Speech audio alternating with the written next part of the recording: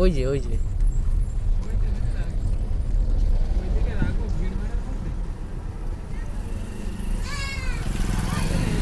তাহলে লেখাটা দেখে আপনারা সবাই বুঝতে পারলেন আমরা কোথায় যাচ্ছি।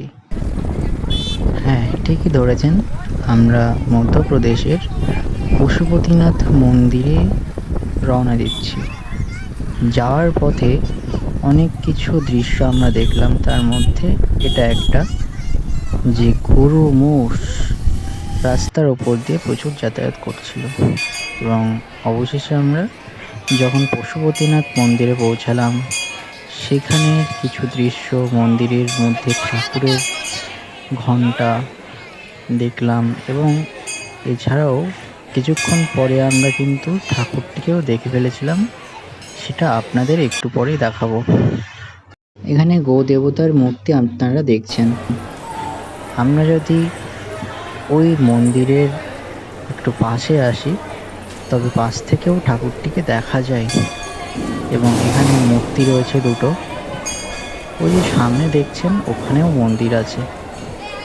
তো এখান থেকে পশুপতিনাথ মন্দিরের যে পাশ দিয়ে আমরা ঠাকুরকে দেখতে পাই, সেই জায়গাটা।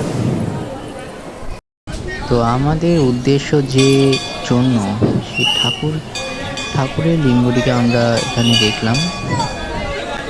নেপালেও যেমন পশুপতিনাথ মন্দির রয়েছে, তেমনই আমাদের ভারতের মধ্যপ্রদেশে এই পশুপতি মন্দিরটির ঐতিহ্য সমানভাবে গুরুত্বপূর্ণ। ওখানে যে প্রতিমাটা আপনারা সকলে দেখলেন, সেটা ৮টা মুখ থাকার কারণে ওটাকে অষ্টমুখী বলা হয়ে থাকে।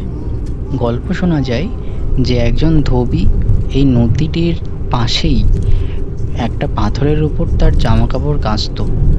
স্বপ্নে স্বয়ং শিব এসে তাকে বলে যে ওটা তারই অষ্টমুখের একটা লিঙ্গ। তারপর মানুষজনের সহায়তায় সেখানে মন্দিরটি প্রতিষ্ঠিত হয়েছিল। ভিডিওটি দেখার জন্য ধন্যবাদ। Thank you.